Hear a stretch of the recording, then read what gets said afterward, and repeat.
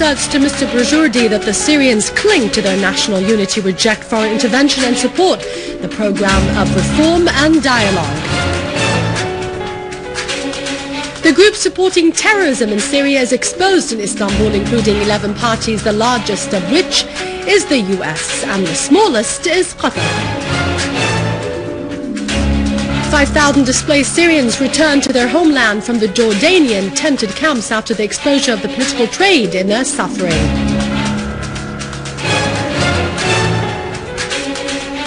And units of the Syrian army control many villages in the Homs countryside and foil the terrorist criminal attempts in other areas.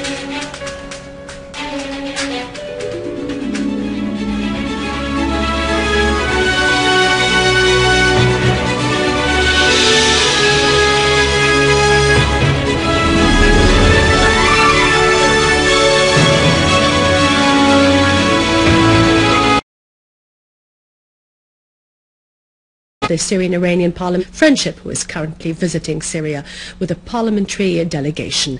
They discussed ways and means of consolidating the distinguished relations between Syria and Iran.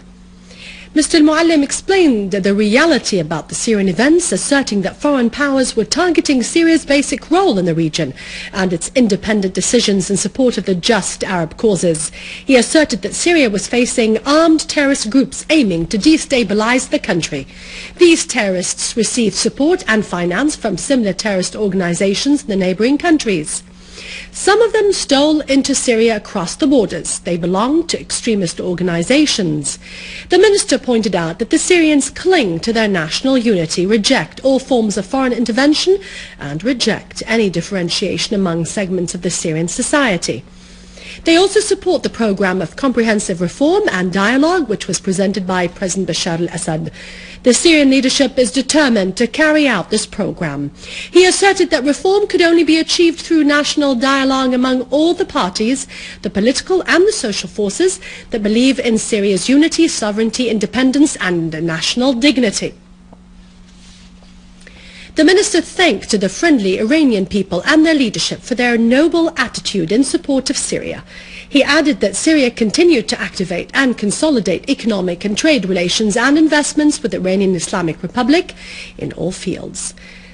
Dr. Brajurdi pointed out that Iran supported President Assad's efforts to face and foil the hostile foreign policies. He said the visit of the Iranian delegation came within the context of strong relations between the two friendly people. It is an assertion of Iran's stand by Syria against the plot which targets it. He criticized the Arab and Western countries which support the armed terrorist groups. He expressed his conviction that Syria's future remained in the hands of its own people, and that the Syrians themselves determine their own future. Assembly Speaker Mohammed Jihad Laham also received the Iranian delegation headed by Ala ad-Din Brajurdi, chairman of the Committee of National Security and Foreign Policy in the Iranian Shura home.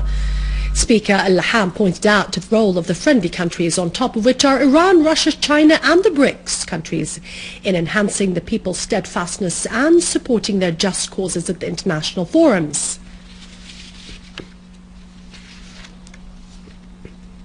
Earlier, the Iranian delegation began yesterday, actually, a visit to Syria. Mr. Brajurdi said the aim of the visit is to support resistant Syria in the face of the Zionist entity and the head of world arrogance, and to consolidate the distinguished Syro-Iranian relations. Syria is the spearhead of resistance in spite of all the plots against it.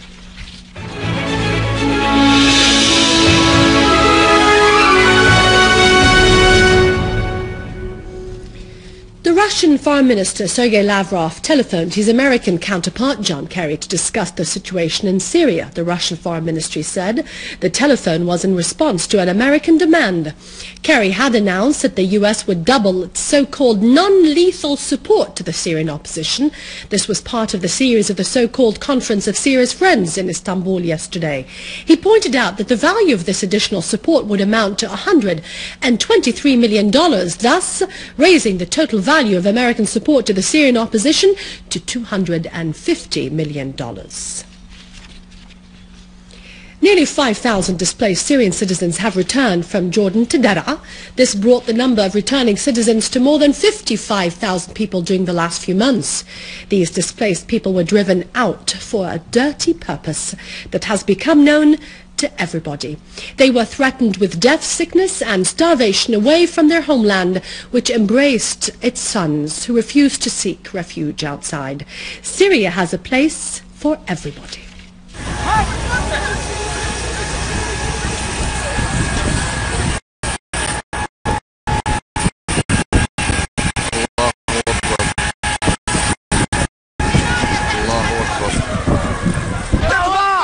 بتيجي بلا مي سيارة إسعاف بتيجي بلا أكسجين ولا بناخذ يا بشر كلام هرات مع مجروح البشر. Since the first tent was set up to fabricate a crisis of displaced people. الشباب اللي قرابنا بيجوا بتحرشوا بالسوريات من ال7 ل6 سنين بدهم يخطفوهن ويطلعوهن لبرا فحتى الطفل الجد هاي عم بتحرشوها. They became beggars seeking food outside their homeland. Syria embraced 1 million Lebanese citizens and 2 million Iraqis and Palestinians, treating them all as its own sons, giving them security, education and medical services. The displaced Syrians were driven out of their homeland for political purposes. Today, they are prevented by brutal force from returning home. They are being starved and part of their bodies are taken out for trade, while the women are being raped by their hosts. The refugees became very angry when a Jordanian intelligence agent raped a refugee woman.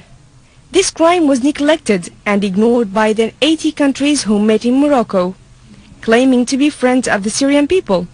The starvation, misery and rape were ignored by those who trade with the situation for dirty political purposes. The escaping military figure, Musa al-Aboud, admitted that he received military training in Jordan under the supervision of Jordanian officers before he stole into Syria to carry out crimes of murder and sabotage. The admission was telecast by the Syrian TV yesterday. Al-Aboud said that he came from the village of al-Nuaima in Dara. He was met by Hassan al-Aboud, the leader of a terrorist group, who instigated him not to return to the Syrian army. A few days later, he was sent to Jordan to receive military training. In Jordan, he was received by Mahmoud al-Aboud, brother of Hassan al-Aboud, and stayed for 8 days receiving training under escaped Syrian officers and 10 Jordanian officers. Then he returned to Dara and was given an automatic gun. His terrorist group attacked military roadblocks, killed several soldiers and forced shops to close down by force. Then the terrorists erected roadblocks to prevent pupils from going to their schools. They also stole a number of cars and plundered shops, distributing the stolen things among the terrorists.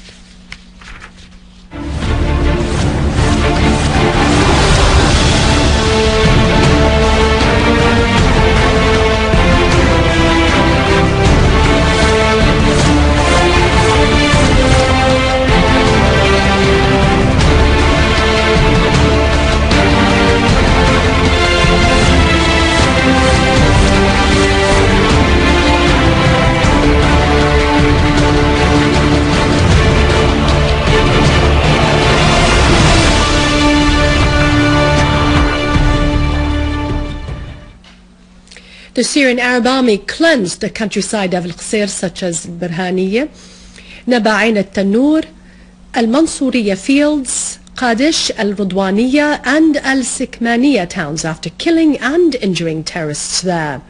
The Syrian TV made a field trip to many countries in al-Qasir countryside on the borders with Lebanon as the Syrian Arab army restored safety to most of its countryside, such as Qadish and al-Rudwaniya, after terrorists attacked the innocent citizens inside their houses, in addition to the explosive devices which they put inside the houses of the citizens and the mosques, which were transformed to hideouts in order to attack people there. Noting that those terrorists were accompanied by the expiatory groups from Lebanon who were smuggled through Arsal in Lebanon, then to the Syrian lands. In Damascus countryside, the Syrian Arab army units carried out a series of operations against terrorist groups in Daraya, al-Thiyabiya, Yalda and Hijera, destroying their criminal tools of weapons and ammunition. An official source mentioned that the Syrian Arab Army is still carrying out operations in Daraya town on several axes to the south of Sukaina Shrine and the surroundings of Ali bin Abi Talib Mosque to the east of the town, which led to the killing and injury of several terrorists. The army also controlled several residential blocks near Syria. Added that the Syrian Arab Army units killed several terrorists, including Hussein al-Ramli and Mohammed al-Marzuqi in al-Thiyabiyya town. The Syrian Arab Army also eliminated several others, including Ahmed al-Matlaq and Badi' Aqla in Hajera.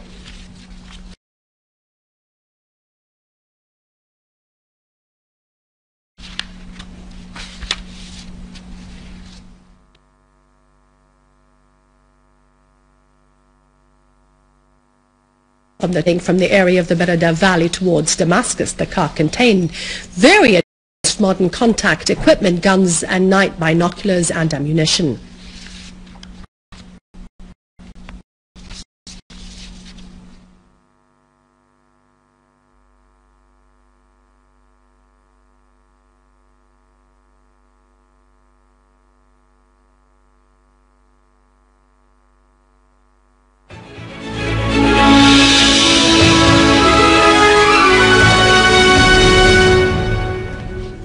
In Damascus, an exhibition of handmade works was held by people with special needs, depicting a picture of determination and absolute excellence. Syrians of the greatest hope are always up to the challenges, proving that even the physical handicaps do not hinder man from continuing his life as normal. This fact is proven by the people with special needs in their exhibition of handmade works, which was organized by Syrian Students' Union at Damascus University campus. It shows that the people with the special needs, including the blind people, are able to innovate and to produce the homemade works. I made covers for mobile phone, for the Holy Quran, a bag and plant carriers. Minister of Social Affairs Dr. Kinda Shammat opened the exhibition, which displayed many beautiful works that were made by people with special needs using natural material, simulating the reality and representing creativity. What I have seen has exceeded all expectations. All people, including those of special needs, are capable of producing if we could help them. Each one who has an idea should work on it, and we are not hindered by anything. We hope that we will proceed forward in our success. We hope to remain well, to keep our country safe, and not to be deprived of this beautiful nature. By hope they achieved the impossible, and by their determination they showed their creativity, proving that will and perseverance are the main aspects of success. That concludes our bulletin for today. For more news, you can visit our website, syriaonline.sy, and it's after the break. It's our economic news with Vani. God bless you all, and God bless Syria.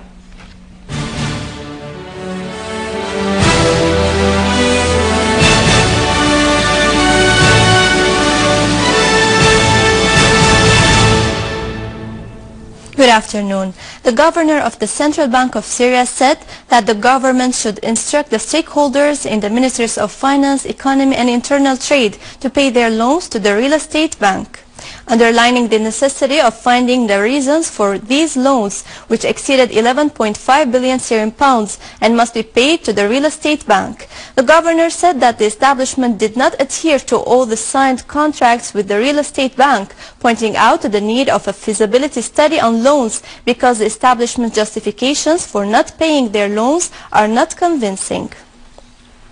The General Establishment of Social Insurance has finalized the preparation of the new insurance law, amending some articles that formed a gap in applying the law number 78 for the year 2001. The General Manager Dr. Khalaf Al-Abdallah affirmed that the new law must achieve the maximum benefit for the workers in all the sectors, pointing out that the most important gap will be avoided in the new law, which is the possibility of giving insurance to the Syrian workers in all the the countries abroad. The new law allows granting the double insurance for the workers in the private and public sectors, and it also allows female workers to inherit their husbands' salaries before their retirement. The general manager of textiles, Suhail Saeed, declared that the establishment is following up dealing and marketing process with the friendly countries such as Iran, China and Russia. A part of the establishment's debt, which is 48.3 billion Syrian pounds, has been paid to the cotton establishment. He affirmed that there is no surplus labor, which has been considered by some companies as a justification for the losses, pointing out that this required reconsidering the number of staff in the production sector in order to be well distributed. The Iranian oil minister announced that it was agreed with Shell company to get the needed licenses from the European Union and the United Nations to pay all of Shell's debts to Iran. The minister added that Shell does not buy oil from Iran, but these debts are from previous dealings. However, these funds were frozen due to the embargo, but Iran is capable of transporting oil to any country in the world. He also suggested that the production may reach 1.2 million barrels per day, and the gas production may reach 400 billion cubic meters instead of 250 billion.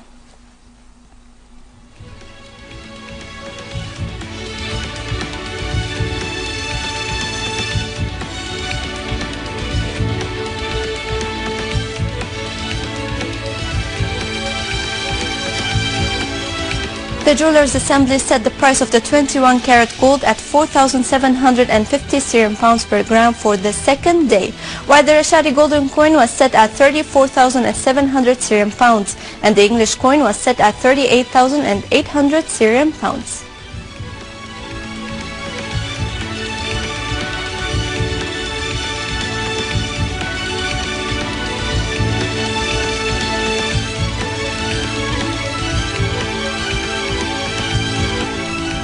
And now over to the exchange rates according to the bulletin of the Central Bank of Syria.